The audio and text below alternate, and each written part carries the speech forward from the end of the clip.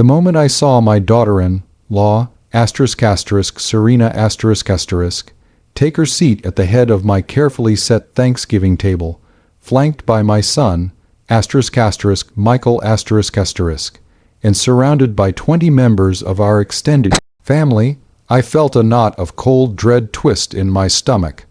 Thanksgiving has always been sacred to me, a time for genuine gratitude and family unity. But for the last 3 years, ever since Serena married Michael, it had become a performance, an exercise in controlling narratives and suppressing a toxic truth. Serena was beautiful, effortlessly charming, and utterly adored by my family. What they didn't know was that behind the perfect facade, Serena was a pathological liar and a financial predator who had systematically isolated my son and was slowly, meticulously bleeding his inheritance dry.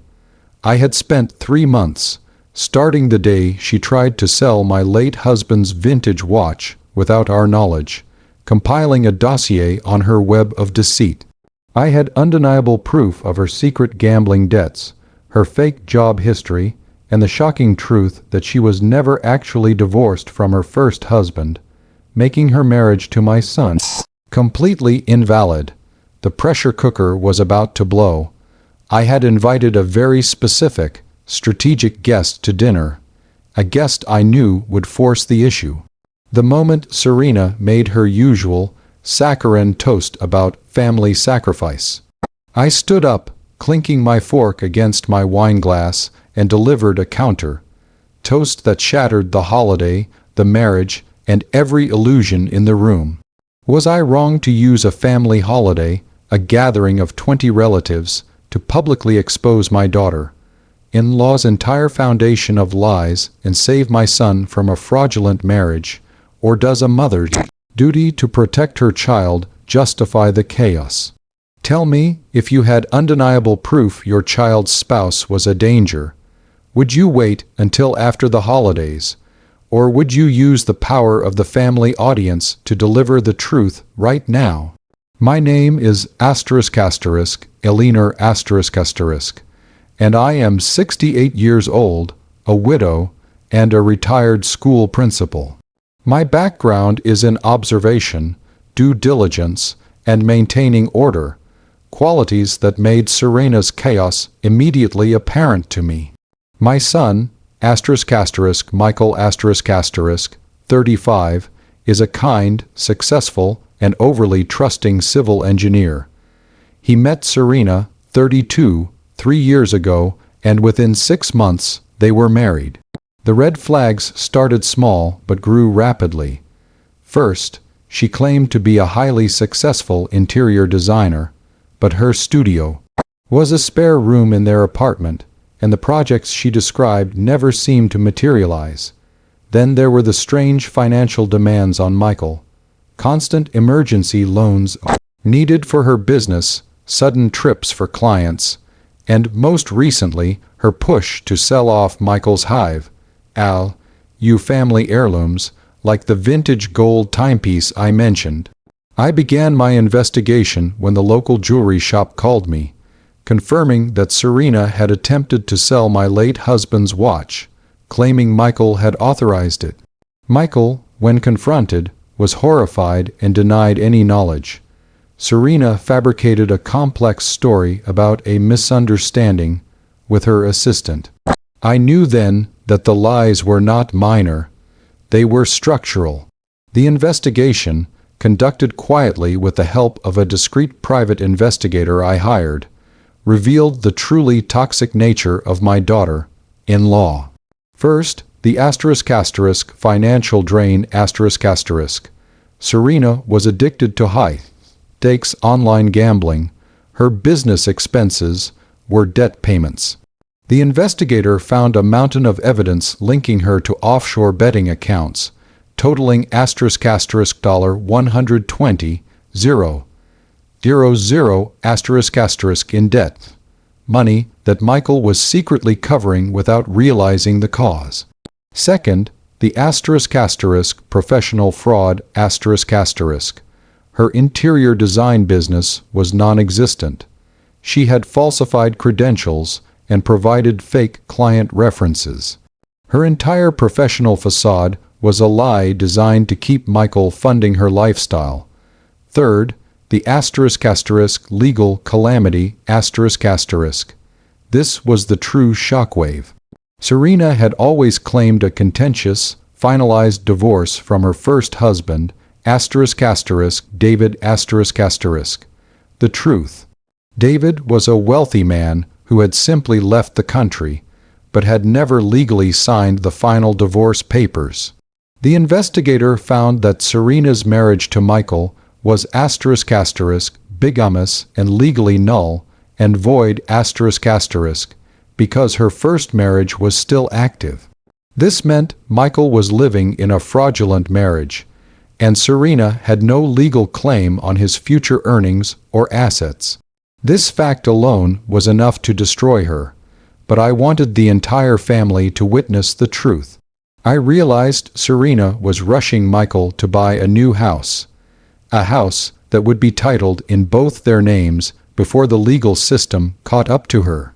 Thanksgiving was my best chance to stop the purchase and save my son before the damage became permanent. My special guest for dinner, it wasn't a lawyer. It was Detective Ramirez of the Financial Crimes Unit, invited under the pretense of being a friend of my late husband from his business days. Ramirez was there to witness the facts and act as an instant legal validator. The table was set. The turkey was carved. The atmosphere was deceptively warm. Serena was at her peak performance, discussing her latest successful contract and emphasizing her sacrifice for the family. Then came the toasts. Michael made a sweet, if naive, toast to Serena's brilliant career. Serena responded with her saccharine performance. And now, I'd like to propose a toast to my husband, Michael, who has sacrificed so much for our future, and to this wonderful family that accepts me, flaws and all. She said, raising her glass and beaming at the table. I stood up, holding my glass, locking eyes with Serena. Her smile faltered slightly as she sensed the shift in the air. Thank you, Serena, I said, my voice clear and carrying over the room. And I'd like to propose a toast to the truth. So that's the situation I was in. I was sitting at a large Thanksgiving table surrounded by 20 family members, including my son, Michael, and his bigamous, predatory wife, Serena. I had undeniable proof of her $120,000 gambling debt, her fake job, and the fact that her marriage to Michael was legally void. I had just introduced my strategic guest, Detective Ramirez, and was about to deliver a toast exposing everything.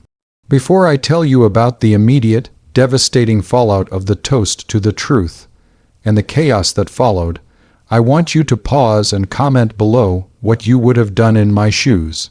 Would you have dropped the legal bombshell about the bigamy first, or the financial fraud, to get the maximum shock value? I chose to hit the foundation first. Financial fraud can be excused. Bigamy is structural destruction. I raised my glass higher, to the truth. I repeated, my gaze never leaving Serena's, whose eyes were now wide with dawning horror. Serena has asked us to accept her, flaws and all, and as a mother, I have spent the last 3 months doing a comprehensive review of those flaws. I have learned about the debt, the $120,000 in gambling debt that is the real reason you keep pushing Michael for money. The murmurs started immediately. Michael looked utterly crushed. I have learned that the brilliant interior design business is a total fabrication, complete with fraudulent credentials and fake client names. The money, Serena, is not for clients. It's for bookies. Serena rose from her seat, trying to shout me down. "You're lying. You hate me. Michael, tell her to stop." Michael, however, was silent, staring at the evidence of the financial lies that mirrored his own recent financial distress. I moved in for the kill, directing my voice to the entire family. And finally, I toast to the most important truth of all, a truth that makes this gathering not a celebration, but a profound error. Serena has asked us to toast to her marriage to Michael. I lowered my voice slightly, ensuring every word was delivered with cold, surgical precision. But Serena's marriage to Michael is *** null and void. *** She is currently and legally married to a man named David, whom she never divorced. Serena, your marriage to my son is an act of bigamy and hate crime. The silence that followed was immense, heavy, and absolute. Serena shrieked, knocking over her wine glass in her scramble to escape. Jeremy, the strategic guest, cleared his throat subtly, acknowledging the formal gravity of the situation. Michael looked at me, his eyes betraying deep, physical pain. "Mom, is this really true?" I nodded, calmly handing him a folder containing the court records that proved the lack of divorce and the active marriage certificate to David. The immediate fallout was catastrophic. Serena tried to flee the house, but I had anticipated this. Detective Ramirez stepped in, no longer a friend of my late husband, but a representative of the law. He calmly informed Serena that given the documented evidence of fraud and the public admission of bigamy, she was required to stay until the local police arrived to begin their official questioning. The family, a moment ago filled with warmth, became a jury of shocked, enraged witnesses. The aftermath was total. Serena was taken into custody a few hours later. The evidence of financial fraud and bigamy was undeniable, leading to immediate legal action. Michael, heartbroken but profoundly relieved, started the legal process to annul the fraudulent marriage, which was simple, given the bigamy charge. He recovered almost all the money Serena had stolen, as the legal ruling found she was a fraudulent spouse with no claim to the marital assets, and she was ordered to repay the stolen funds. The $120,000 gambling debt was ruled her sole responsibility. The rest of the family, initially shocked by the public spectacle, soon rallied around Michael, realizing my Thanksgiving toast had been an act of extreme, necessary parental protection. The subsequent court proceedings confirmed every detail I presented. I eventually held a second, small, quiet Thanksgiving of truth for my immediate family. The table was less crowded, but the gratitude was genuine. I lost a peaceful holiday, but I saved my son from a financial predator and a fraudulent life. Sometimes, the most important toasts are the ones that shatter the glass and expose the truth beneath. Like this video if you believe a mother's forensic investigation is the ultimate protection. Subscribe for more stories where family holidays reveal shocking secrets. Share your final thoughts on Serena's bigamy in the comments section below. I'll see you all in the next story.